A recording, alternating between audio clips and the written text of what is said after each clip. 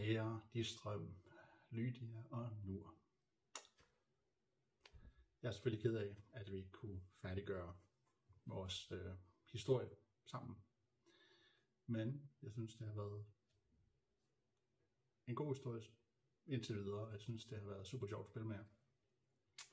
Så jeg tænker, at det er, hvad det er, livet goes on.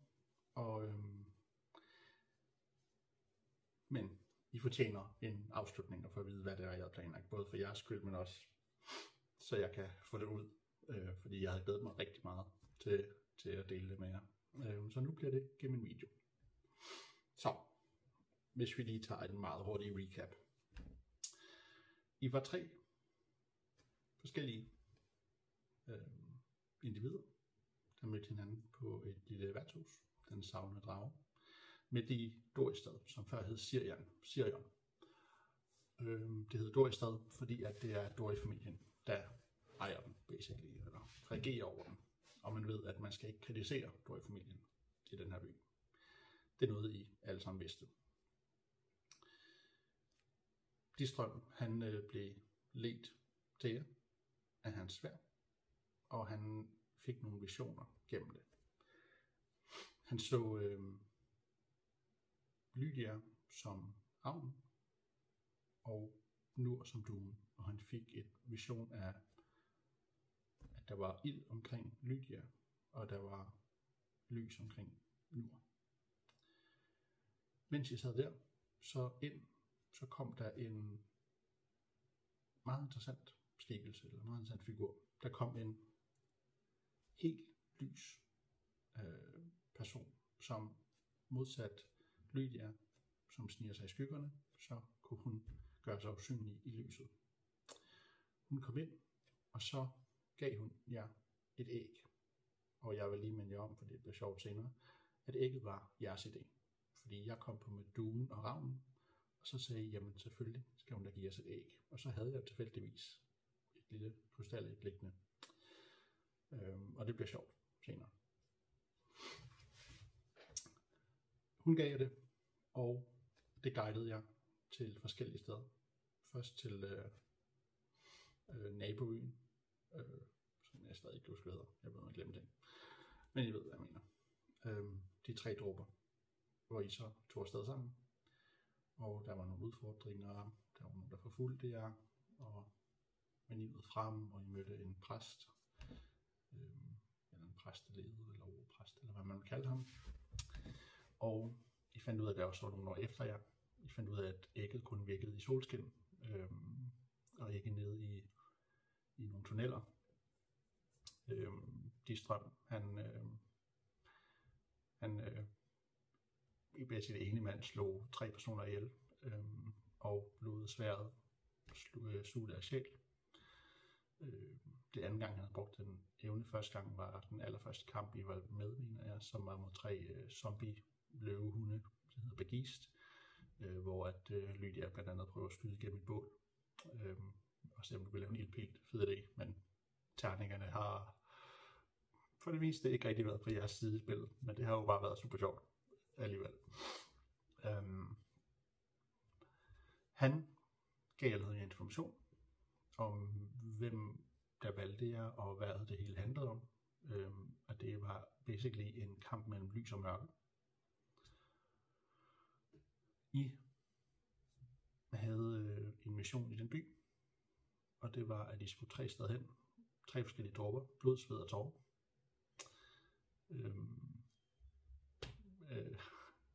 Distrøm, han besøgte fængslet, hvor at det var det var blodet.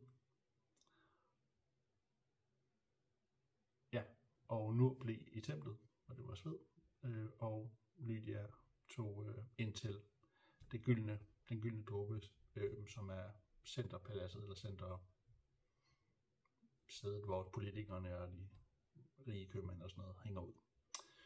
Der tog hun ind og blev præsenteret som en præst og mødte Iago, som taler sådan her.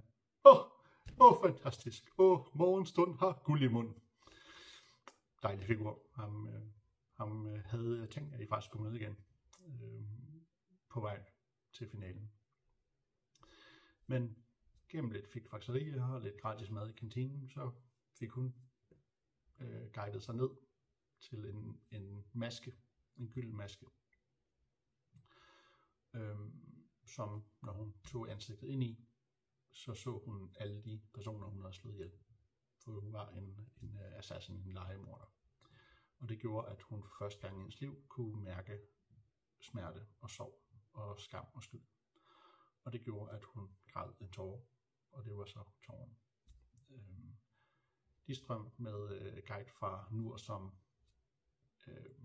spøgelse eller ånd, hvad du vil kalde den egenskab, kom igennem fængslet og fik lavet lidt oprør og hjalp med det og kom ud, glemte sit sværd dog, men blev guidet ned igennem nogle tunneller nede i kloakken og fandt blodreceptet, en lille spidspil, som han prikkede hul på, ud fra hans finger. Jeg kan ikke huske, hvilken legemsdel, men ud fra hans finger.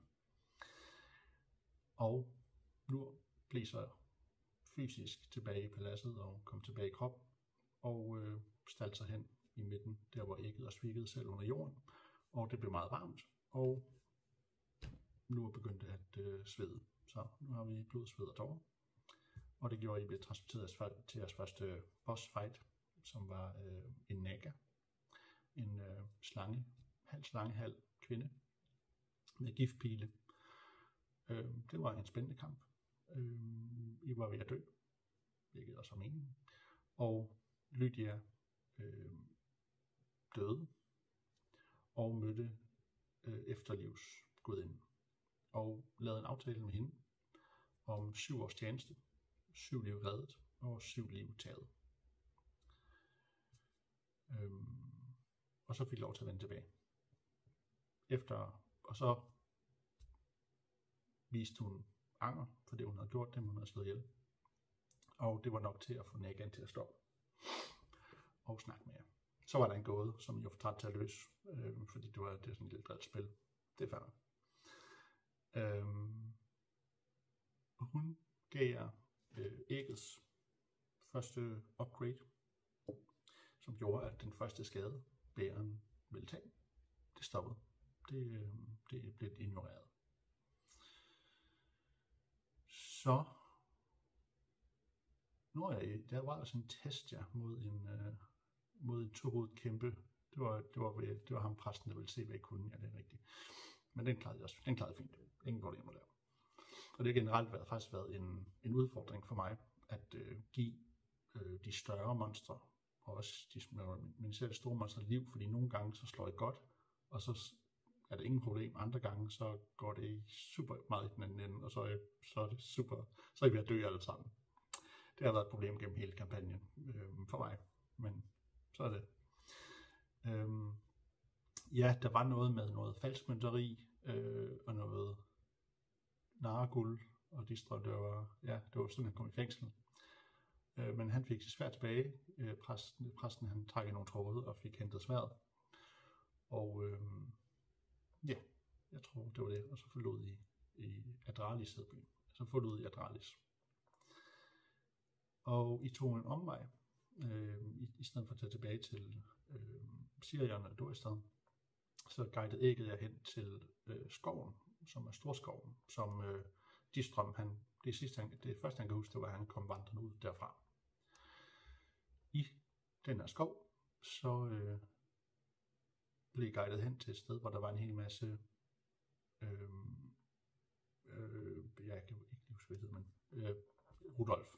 En masse af Rudolf, som havde en spændende kamp, som kunne have været meget mere udfordrende, men fordi i det tidspunkt slog super godt, og jeg slog dårligt, så var det jo faktisk ingen udfordring. Jeg er ikke sikker på, at nogen af jer totalt meget skade, hvis noget. Sådan det.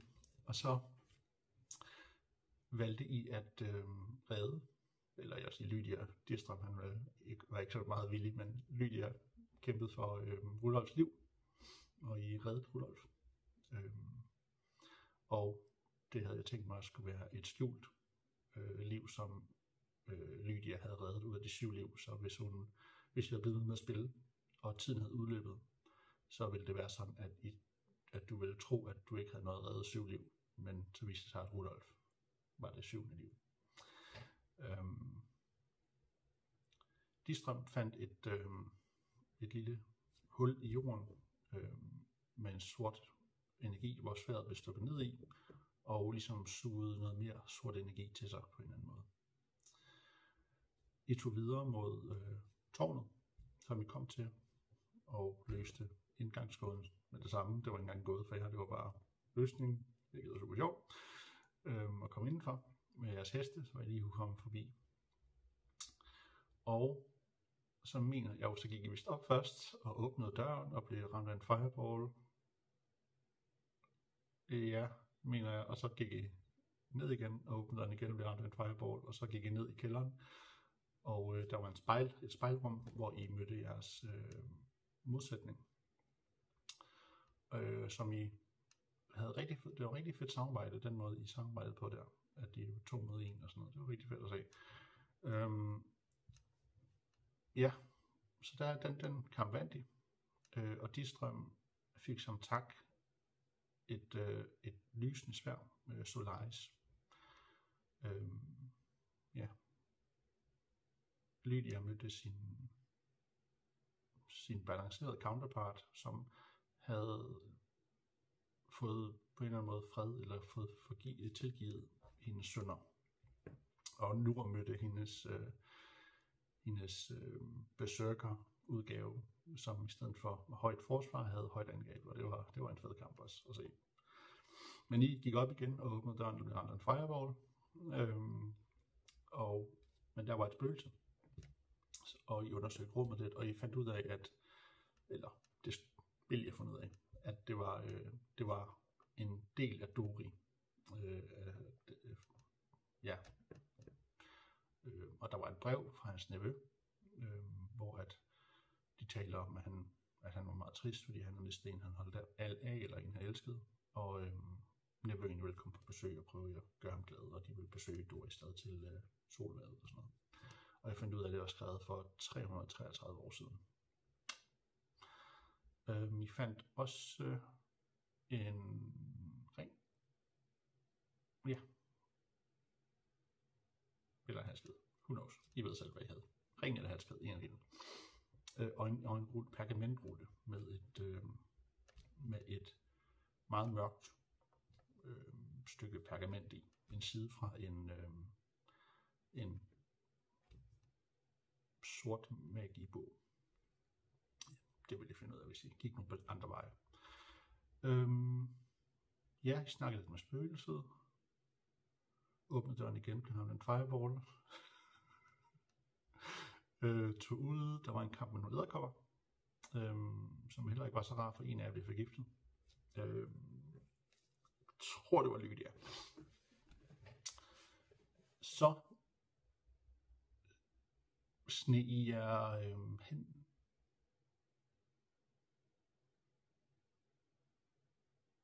Ja, på et eller andet tidspunkt, var det før det? Nej, jeg tror, så tog vi vist op til til Doristad, og ville tænkte, de bare kunne vade ind, og så fandt jeg ud af, at dem, der havde forfulgt jer, at de åbenbart havde adgang til vagterne, og I gik bare op til hovedindgangen, i stedet for at bruge en af Lydias hemmelige indgange, og der havde I en kamp med nogle vagter, hvor at det med Rudolf han blinkede ind, og kunne få blinket ud igen, og når Lydia fik sin maske, sin guldmaske, som jeg havde glemt at give efter første kamp. Men I stak af, og Distrøm han kastede alle hans penge, som er omkring 500 guld, som er cirka 1,5 års løn, til nogle af lillefolket og spurgte efter heste, og de kom til jer med 2 heste, mener jeg. Og så red jeg afsted. En på hver hest og en på Rudolf, ind i skoven, og så sneg jeg så udenom op til en flod, og prøvede at komme over og med nogle både, og nu har mistet sit skjold der, og men I fandt en båd, eller karavanen, som I så senere fandt ud af, som var villig til at tage med over, for de kunne ikke lide dem der var efter jer, og de synes, de er vant til lidt skæve eksistenser, og ja, I betalte det godt, eller Distrom han brugte hans overskud til at lave en god handel. Med at hvis I bare hjælp til, så fik I det vist gratis, mener jeg. Det var en ret godt slag der. I tog med karavanen og begyndte at snakke lidt med folk og lærte dem lidt at kende. Ham der stod for det, kaptajnen, og så var der Revet, som genkendte Nurs udseende, og I fik at vide, at jamen, der havde været andre af Kisharan-familien med, og og I fandt vist noget vintertøj dernede, hvor at Nurs slog 12 og fandt nemlig senere fandt ud af hendes fætters vintertøj. Og det var det, Distrom slog lavt og fandt en hullet hjelm og sådan noget. Der var et mordmysterie, som I så fint løste, og det endte med, at I mødte dæmonen, det var en hård kamp, og var ved at vinde over jer, men det endte med, at hun stak af, og så Distrom lavede en aftale med sværdet, om at hvis han kunne se hende, så måtte sværdet bede om, hvad en sværdet ved have lyst til at have. Og det sagde sværdet ja til, og Distrom kunne se hende og slå hende ihjel. Inde i karavanen, eller inde i den vogn der fandt de en lille sort pyramide. Og hende dame, der ejede vognen, som var blevet mentalt tortureret af dæmonen, hun gik over til børnehjemmet og blev en beskytter af børnene. I besøgte også den lærtes vogn, hvor I fandt ud af, at han havde noget med det at gøre, med jeres mission at gøre. Og der fandt I et andet smykke, om det så er ringen eller halskæden, men I fandt i hvert fald det andet smykke der, og en nøgle. Og I fandt det samme symbol, der var på scrollen, og ordet simulacrum. Vi skal finde simulacrum.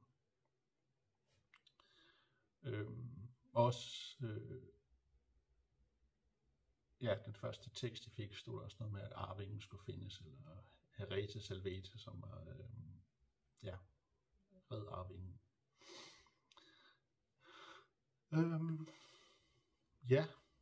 I kom højere mod nord. Ja, der var noget jagt, hvor Distrom lærte at jage. Og så kom I til Muspelheim, som var lukket ned. Men fordi at Nurs onkel tilfældigvis var den, der stod på øen og så Nur og genkendte Nur, så fik I lov til at komme ind. Og han fortalte jer om problemet med, at de havde fundet det her blå is, som var en meget magisk sten, og han viste jer hans handske. Og det kunne absorbere magi. Og her tænkte jeg jo, at I ville sådan, vi er nok op mod noget magi, så det kunne være smart at have. Men han sendte jer der, hvor der var et problem, og der var noget med nogle zombier og sådan noget med, at folk blev inficeret og skulle skære deres lemmer af og sådan noget. Så I tog rundt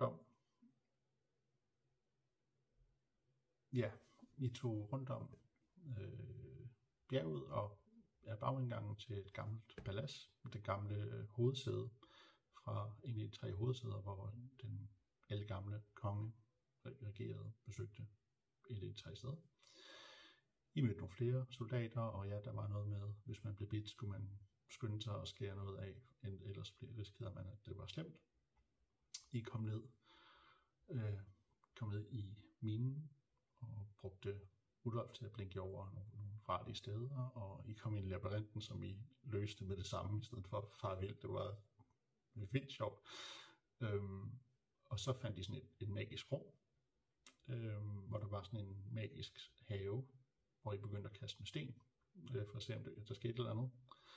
Og der var en gåde, hvor I skulle stå på 3 ud af 4 felter, og så alt afhængig af, hvad I kom på det sidste felt, om det var jord, ild, luft eller vand, så ville I blive teleporteret til det tilsvarende element, som I manglede.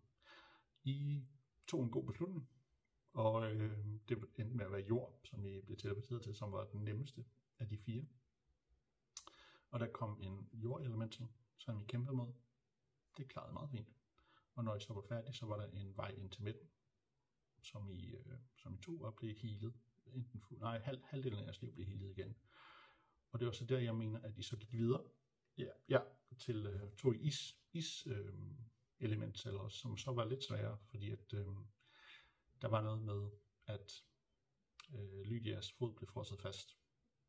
Og der var ikke lige, det blev ikke taget så seriøst, som det måske skulle. Men I vandt dog over den. Men som jeg sagde, at hendes fod, eller hendes støvle var destrueret, så hun havde ikke nogen sål på den ene fod. Og det kom så ind lige bagefter, hvor I så gik ned ad en gang, og der var en fælde, som... det var der, hvor der var kulter og sådan noget kulter, hvor der var en hemmelig væg, hvor I kunne ægget i en rede, hvor der åbnede en hemmelig dør, og så kom I ind, og der var nogle kultister, som stak nur med en slangeformet daggert med gift på.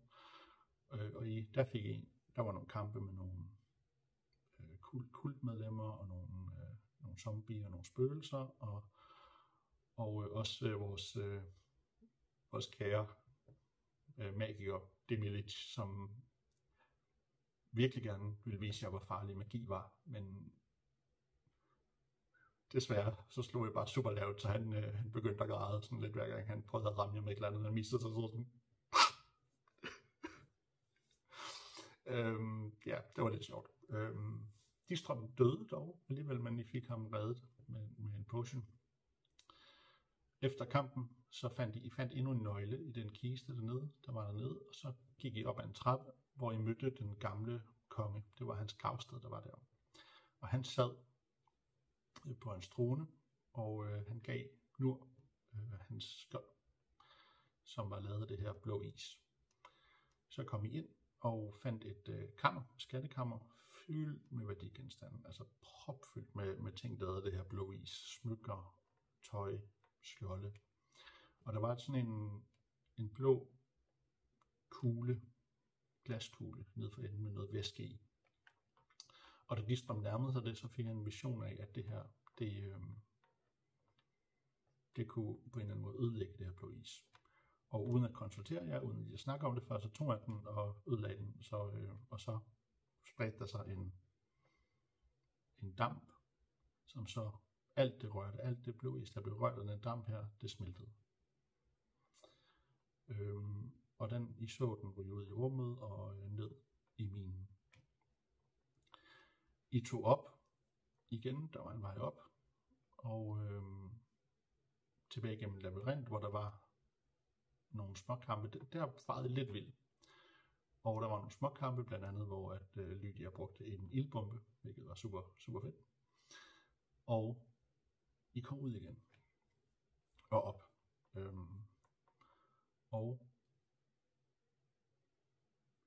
Så kom I tilbage, og det var der, at det sådan gik op for jer, og vent, at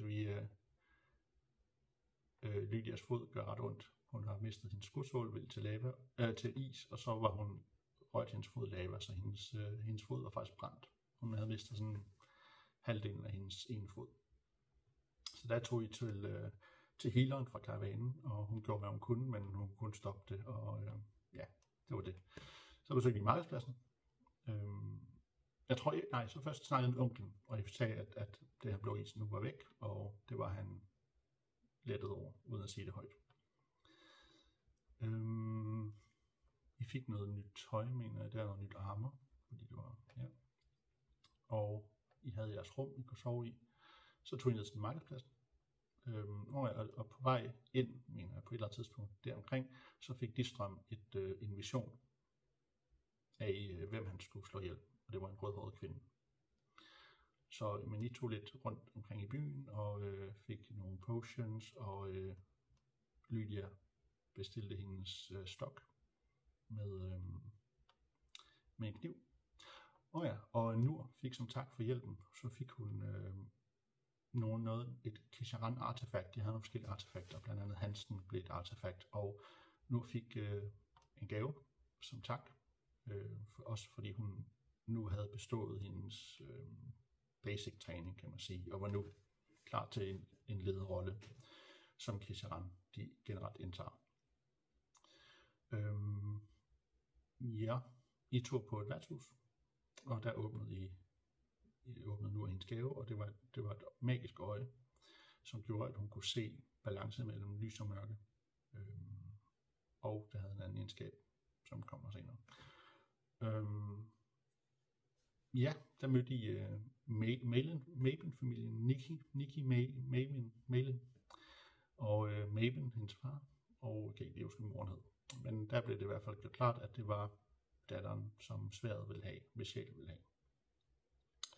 Og på et eller andet tidspunkt der, så fik Lydia også den besked, at jamen, en af de sjæle, hun skulle redde, var hende. Og jeg havde tænkt egentlig, at der ville være et opgør mellem Lydia og Distrøm. Se om de kunne kæmpe mod hinanden eller sådan noget. Men Lukas, du er super sjov at spille med, for det kommer ud af højrebenet, at Lukas besluttede sig for at se, om han ikke kunne kurere det her. Og jeg tror måske inden var der det med opslagstavlen, hvor der var nogle quests. Og der tog I en, hvor der var et genfærd i et hus, som I besøgte, og I kunne ikke skade det fysisk, men I fik lokket spøgelset hen på hellig grund på en kirkegård, og der blev det sendt videre. Så ja, god løsning. Distrøm tog ind på det kloster der, og I havde fået nogle smykker eller et adgangskort eller sådan noget af Nurs onkel, så altså, I var sådan ligesom ikke decideret embedsmand, men tæt på. Og der gik han ind og spurgte efter tror var det moderen, eller den store moder, eller høje moder, eller sådan noget, som så havde en meget spændende samtale med Distrøm om hans situation, og hun sagde, at hun godt kunne hjælpe ham, eller ville prøve at hjælpe ham, og han skulle komme tilbage med hende her, datteren, og sværdet omkring midnat. Lydia tog på en lille date med hende, for ligesom at prøve at holde hende væk fra Distrøm, eller holde hende i sikkerhed, hvor hun vidste ikke hvorfor, men altså, det var for at beskytte hende. Der var noget flirteri og noget dating og nogle scorereplikker. Distrøm kom ind og fortalte det, som det var, og jeg var bare ærlig, og siden hun er en lys sjæl, der var en grund til, at sværdet ville have hende, så gik hun med til at se, om hun kunne redde, sørge for, at sværdet ikke fik hendes sjæl, men måske hjælpe Distrøm også. Så I kom ned i kælderen og blev ledt ind til et ritualrum, hvor at hun fik en hundevalp, en lille hundevalp foran sig, og så fik Distrøm den opgave, at han skulle stikke sværdet i hende, og gøre alt, hvad han kunne for ikke at ramme hende, eller i hvert fald dræbe hende. Og der krævede 2 slag, både hvor meget skade han gjorde, og hvor god kontrol han havde over sværdet. Han slog højt, så Distrøm slog højt, og kom igennem han vidste ikke selv, for det var ligesom pointen, at for at narre sværdet, så blev de nødt til at narre Distrøm. Så hun faldt om, og Distrøm blev ledt ud, uden at vide, om hun havde overlevet eller ej. Spoiler, hun overlevede. I blev ledt tilbage i gangen, hvor der var et bagholdsangreb fra nogle politister. Hvor jeg mener, at de havde et brev på sig, eller sådan noget med, at de fandt ud af, at der var spioner efter jer, de vidste, hvor jeg var, og sådan noget. Men I tænkte, nu havde der været nok ballade i at slå nogle nonner ihjel og sådan noget, og ja, der havde været noget kaos, så I tog afsted.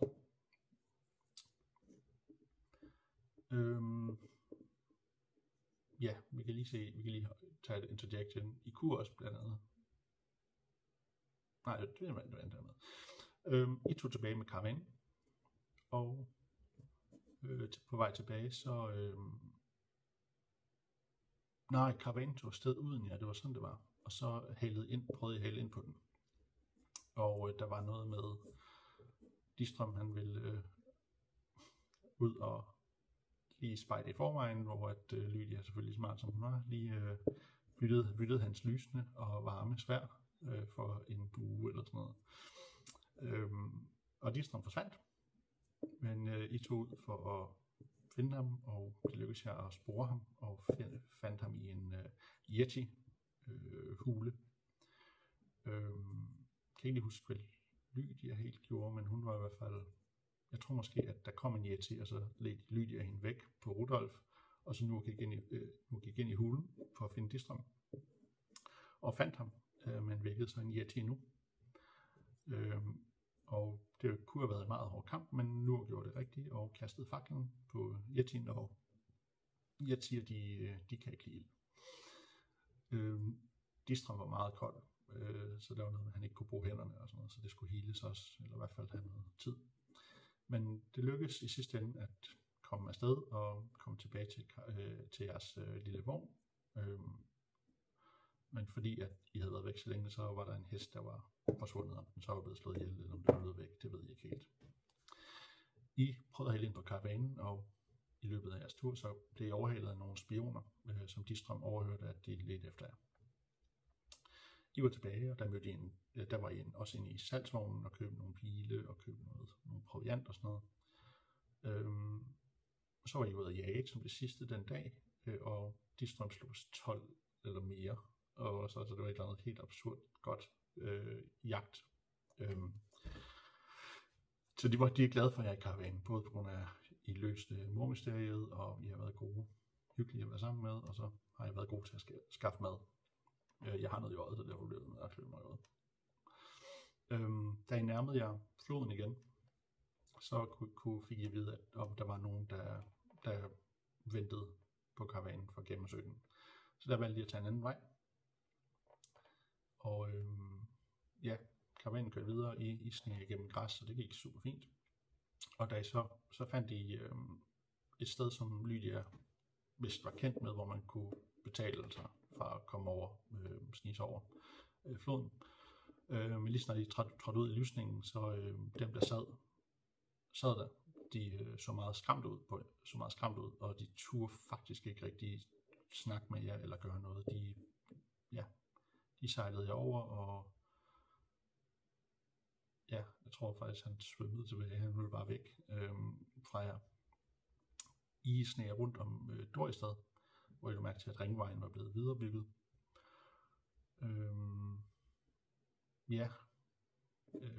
Lydia slog sin vagt ihjel meget hurtigt. Nu har vi prøvet at distrahere dem, fordi det er jo Nurs gamle kolleger. Så I noget ild, og noget op til der, hvor lillefolket de plejede at bo.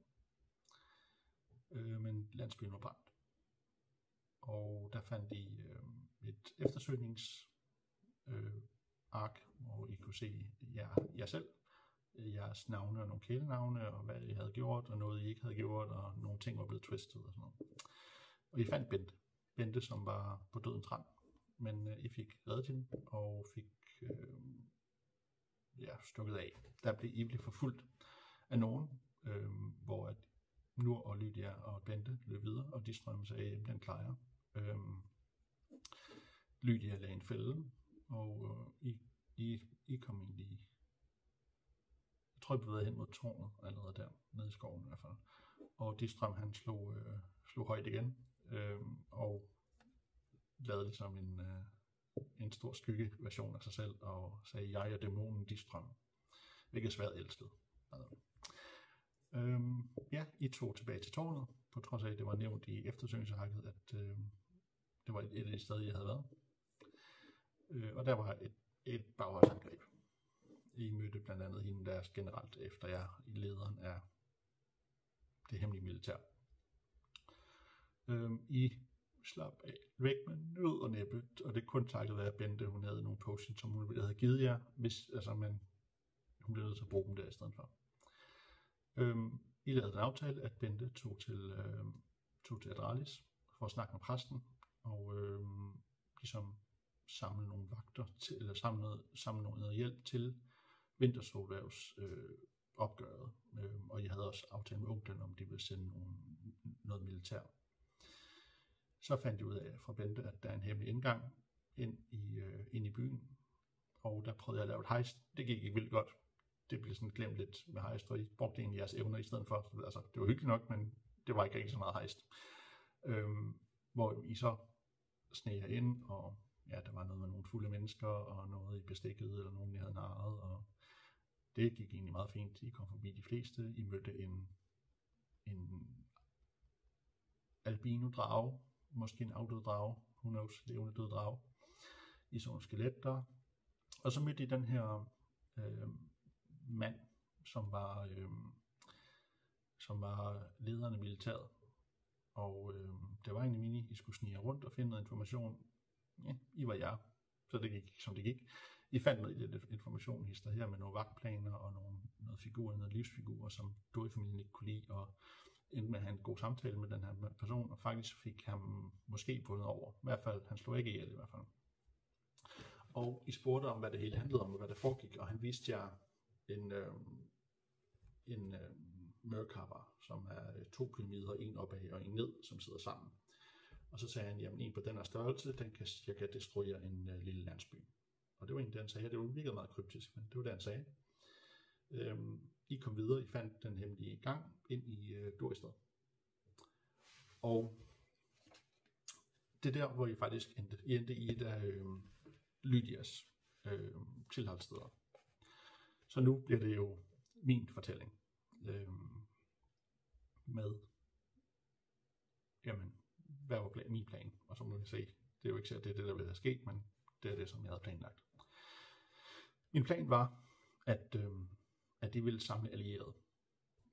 Fordi det her, det var en stor kamp. Og det sagde jeg også direkte, at I kan ikke klare det alene, I bliver nødt til at samle allierede. Og her tænkte jeg, jamen, karavanen, der er Adralis, og I har onklen.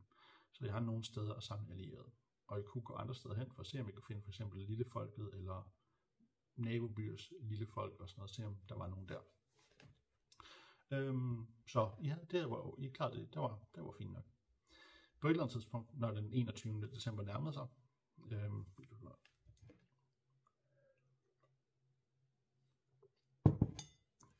så ville I samle jeres styrker, og på en eller anden måde, altså komme ind i byen. Og I ville finde ud af, at det var mistænkeligt nemt at komme ind i byen for jer alle sammen. Der var ikke rigtig nogen, der ville tjekke jeres bagage, ville tjekke jeres vogne. Så det var, de lod bare alle komme ind. Hvilket jo er nogle alarmklokker, der måske ringer der.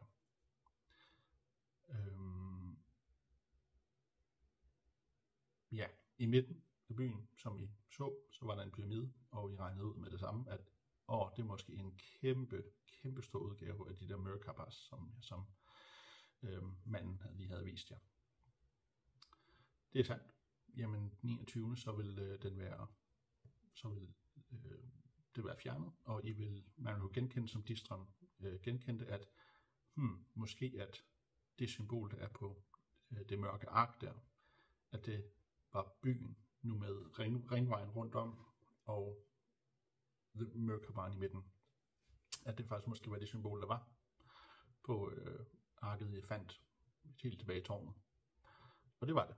Det var basically et kæmpe offerritual.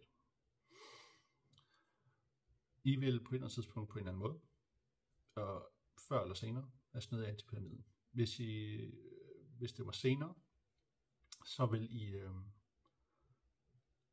vil der være holdt en tale fra nogle medlemmer af Dory-familien, og på et eller andet tidspunkt, så vil de have sagt sandheden med, at jamen, I er her for at blive ofret. Og der vil være panik. Portene vil blive lukket, og ud af pyramiden vil fare zombier, skeletter, spøgelser, genfærder, kultister, demiliches. Altså de vil fare ud, og så vil de begynde at slå ihjel og høste sjæle. Og det var så fordi, at noget fik at vide helt i starten, det var, at der nogle gange, dem der døde, at nogle gange så forsvandt deres lig. Og det er så fordi, at Dory-familien har samlet de stærkeste og mest kraftfulde kroppe og sjæle, og basically lavet en hær. Det har de brugt 333 år på. I vil på et eller andet tidspunkt komme ind i pyramiden. Her vil det selvfølgelig være, altså udenfor vil det være en kamp mellem onklens mænd, byens soldater, Adralis soldater, lillefolket. Altså det vil være en kamp. Men I havde en større opgave, og det vil så være inde i pyramiden. I vil snige ind i pyramiden, og der var forskellige rum, og der var forskellige veje op gennem pyramiden. Men på et eller andet tidspunkt, så vil I komme til det her rum. Jeg skal se, om vi kan få det hele med, hvis vi gør sådan her, tror jeg. Ja. Og her vil de 3 nøgler, som vi fandt gennem kampagnen, komme i brug. Jeg havde en gåde, det er lidt lige meget, hvad den lyder, men I skulle vælge 3 af de her dyr, og sætte en nøgle i. I havde en hver, og I skulle sætte en nøgle i hver jeres. Og der var en gåde, som I skulle løse. Og afhængig af om I løste eller ej, og mens I prøver at løse det, så væggene de begynder at rykke ind, så det er også tidsbaseret. Afhængig af om I løste eller ej. Hvis I løste og satte nøglen i, nu skal vi se her, løven, ørnen og slangen, så vil jeg løse den.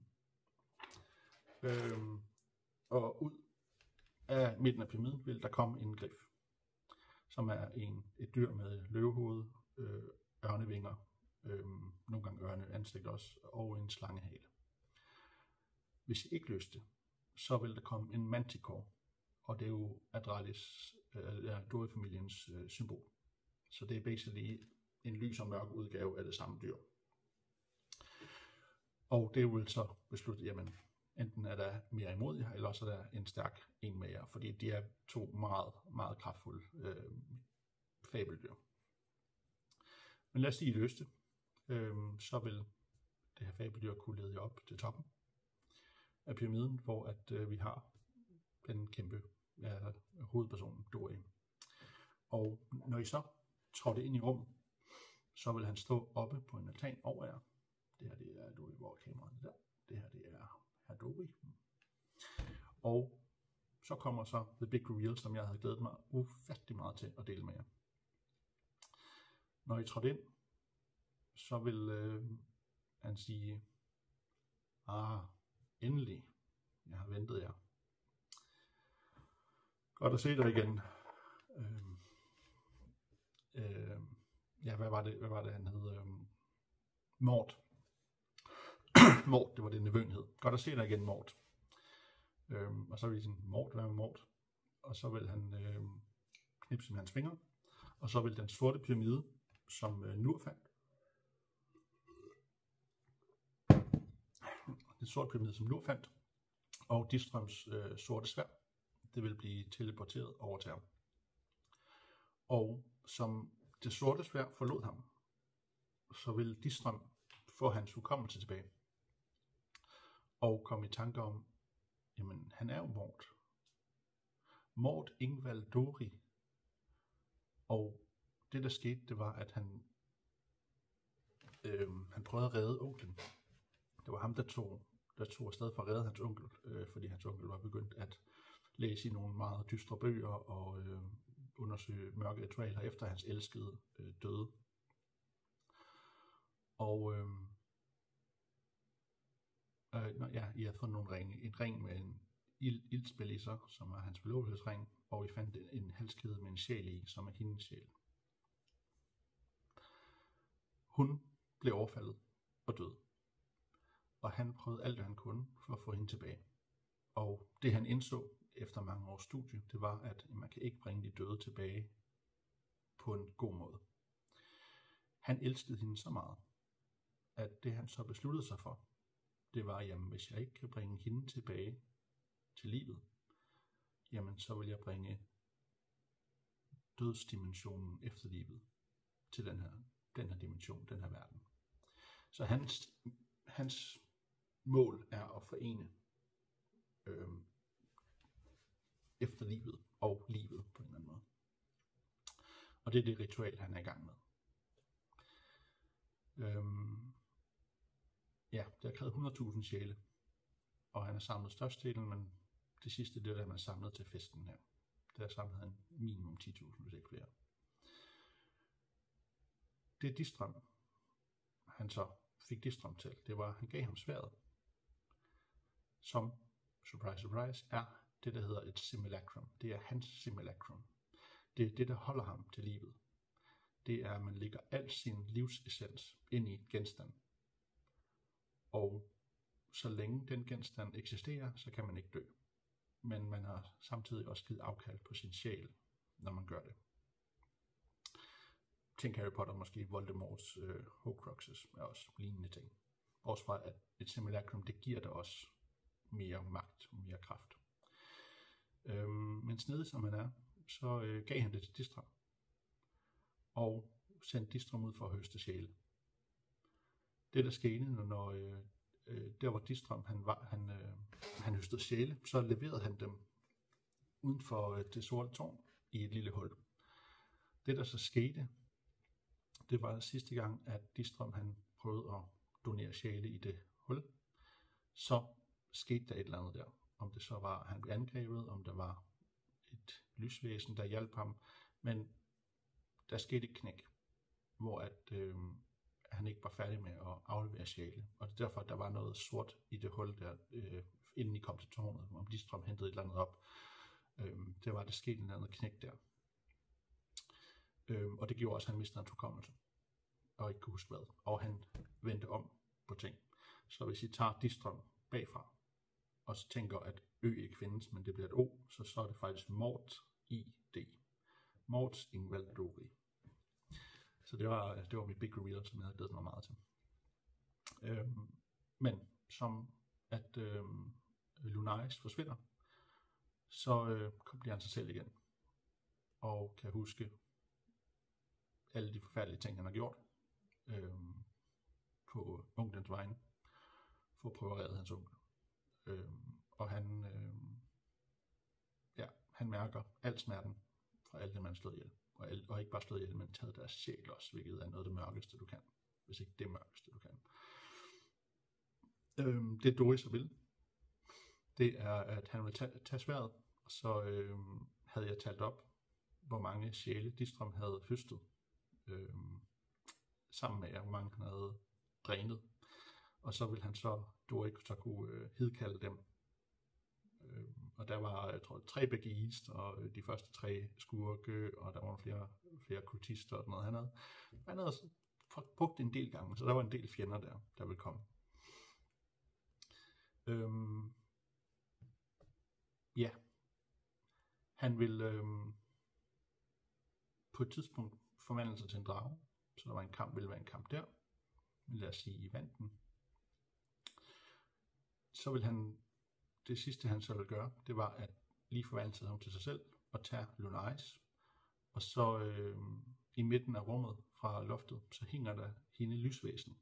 Hende, der gav jer ægget i sin tid. Og der vil han tage sværdet og skære hende saltår.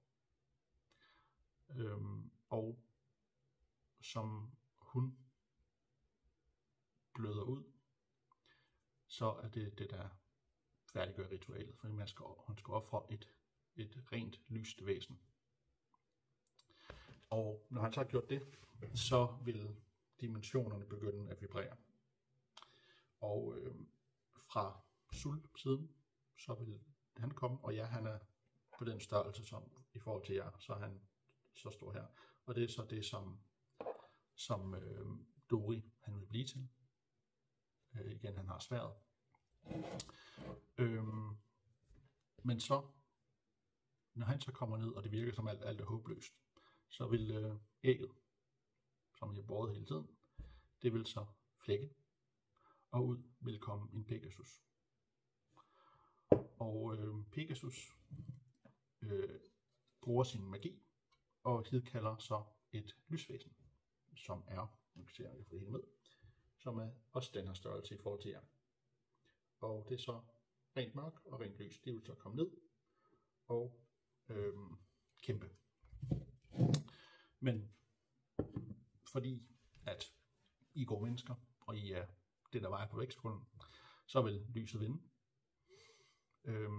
Og hun vil så komme ned og give jer Pegasus, så I rent faktisk kunne ride på en flyvende ganger, som basically er udødelig.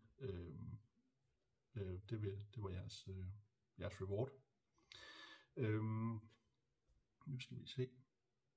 Ja, den sorte pyramide, som I fandt, det er en sjælsbeholder for hende dæmonen, hun har høstet sjæle, ligesom Distram var, så det var flere sjæle til pyramiden. Det der så ville ske, når kampen var over, det var at dimensionerne der var stadig kaos, og hende lysdamen Athene, som det er baseret på, for Athene har skabt Pegasus, by the way. Hun vil så komme hen til jer, eller tale til jer, og her vil det gå op for jer, at Distram, han har været i kontakt med det her mørke så længe, og han har gjort så mange onde gerninger, at hans sjæl er meget skadet. Og der er kun én måde at redde hans sjæl på, og det gør hun med Distrams accept, at hun tager Solaris og suger Distrams sjæl ind i sværdet og deler det i to. Solaris, det havde lys og ild, og det blev delt i et lyssværd og et ildsværd. Og Nur får lyssværd, og Lydia får ildsværd. Og her er vi så tilbage til ravnen og ild og duen af Nur. Og Lydia vil så gå op. I står på toppen af beden. Og det vil indse jer, at alt i byen er done. Og hvis ikke pyramiden bliver revet ned, hvis ikke det her ritual bliver stoppet, så er verden færdig. Så der vil Lydia bruge ildsværd til at på en eller anden måde, kan man sige, skabe en atombombe, eller i hvert fald en meget stor bombe, og destruere pyramiden og meget af byen. Nur vil så have egenskaben at enten at redde de tilbageværende sjæle i byen, dem der stadig er i live, eller måske få de sjæle, der allerede er døde, tilbage til livet, afhængig af hvad vi lige havde lyst til den dag. Byen er i ruiner, byen er smadret, der er døde, både levende, der er døde, og døde, som kom tilbage til livet, som er døde igen, overalt. Der er ikke nogen leder, og det er så her, at Nur bliver lederen af byen, fordi hun er en Kisharan, og Kisharan, de er generelt anset som leder af byer. Lydia vil være den yin til yang, eller yang til yin, afhængig af sort og hvid, til Nur, så de vil regere sammen, hvor at Nur vil tage politisk og magt og styre det med filosofi og viden, og Lydia, hvis der nu var noget ballade, så vil hun sørge for, at ballademagerne ligesom ikke eksisterede længere, måske, men i hvert fald forsvandt, gennem hendes måde at være på, og hendes kontakter i underverdenen. Det var sådan, jeg havde tænkt mig, det skulle afslutte. Og så som Nur og Lydia bruger sværdet, så Lydia, hver gang hun brænder nogen slår et ondt væsen ihjel med sværdet, så vil en del af Distrams mørke blive brændt af. Og nu, hver gang hun redder en med hendes sværd, så vil en del af Distrams sjæl blive renset. Så det var ligesom deres opgave resten af livet. Det var at rense så meget af Distrams sjæl, som I overhovedet kunne, for at redde ham, og sørge for, at han kunne leve et godt liv For han er en god person. Han gjorde det jo gennem kærlighed, fordi han elsker hans onkel. Så det var historien i sin storhed. Og så får I lige nogle ting, I havde misset her, som I kunne have oplevet, hvis I gik nogle andre veje og sådan noget. Nu skal I se her. Ja, lad os bare starte fra enden af. Ægget. Igen, det var jeres idé. Fordi det var en due og en ravn. Og så læste jeg den bog her. Fordi jeg får lidt inspiration og får lidt inspiration. Og så kommer jeg til Pegasus, og så står der: Don't go thinking that every creature not natural born is a horrible abomination. Don't imagine for a second that they're all tentacles and screaming and blood or whatever. Take this noble beast, for example. Lovely thing, isn't it? A fine white horse with the wings of a swan. Don't look like it ought to be able to fly, but it does. The elves work miracles in their own way. They breed true. That's the purity of elf magic at work. Hatching from a little crystal egg and bonded with their riders for life, there's still some beauty in the world. Mark my words. Mark my words. Så da jeg læste det, de kommer fra Little Crystal Egg, altså så var jeg var ved at hoppe af begejstring. Jeg synes, det var så fedt, at I valgte Crystal Egg, og at der rent faktisk er et eller andet, at det bliver nævnt i bogen. Ja, lad os se her. Nu tager jeg bare lidt hister her. Det var ægget, som det bliver en enhjørning, og enhjørningen ville bibeholde de egenskaber, som ægget har. Altså den, der er i kontakt med den, vil ikke have brug for sult, eller tørst, eller hvile. Og første skade, man tager, vil ikke tage nogen skade, og så videre, og så videre. Ja. Nu, du fik et øje, og det havde en egenskab, hvor du kunne se lys og mørke, og den anden egenskab, som var skjult, indtil du havde brugt det nok, det var, at du kunne skabe en lille pocket dimension, en lille separat dimension, hvor du kan tage dig op til 2 andre inden for et par meter derhen. Og min tanke var, at det kunne jo enten være i kamp, at så hvis der var nogen, som de 2 andre ikke lige kunne håndtere, så kunne du tage dem med ind, og så kunne du tage dem ene kvinde, og ligesom vise dem, hvem du var.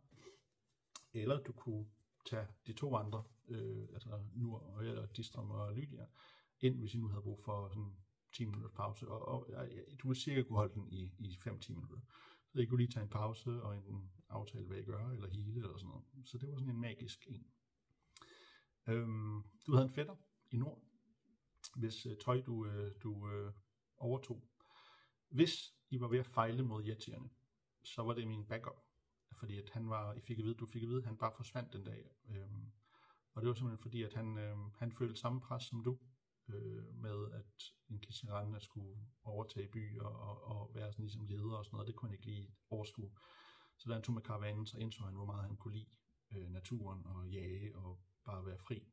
Så man valgte at leve det liv og lægge Kishiran tøjet og titlen fra sig. Så hvis I var ved at fejle mod yetierne, så vil han komme og hjælpe jer og redde jer. Lydia. Der var de der opslag i Muspelheim. Og et af opslagene, det som Distram tog med en lille kattekilling på, var der noget 20 sprog på, som kun du kunne læse. Og det fortalte dig om, jamen, mød mig midnat ved kirken, eller klosteret. Der er en fra en, der har forrådt os, og han skal bringes tilbage. Hvis I var taget derhen, så, og det var jo her, at du hed Clarissa, skal lige sige. De andre troede, du hed Clarissa. Så hvis I tog derhen, så vil I vente i klosteret, og så vil der komme en person hoppende ned, og når så hun tager hætten af, så vil I blive lidt overrasket for, at hun ligner Clarissa på, ja, perfekt. Og det viser sig, at det er rent faktisk Clarissa, der står foran jer, som er Lydias tvillingesøster. Så der vil være et helt familiesamføring, og ja, om I kunne få noget hjælp fra undergrunden, og ja, I skulle bringe en tilbage. Det er meget spændende. Så var der en mand, der var forsvundet, som er et andet opslag.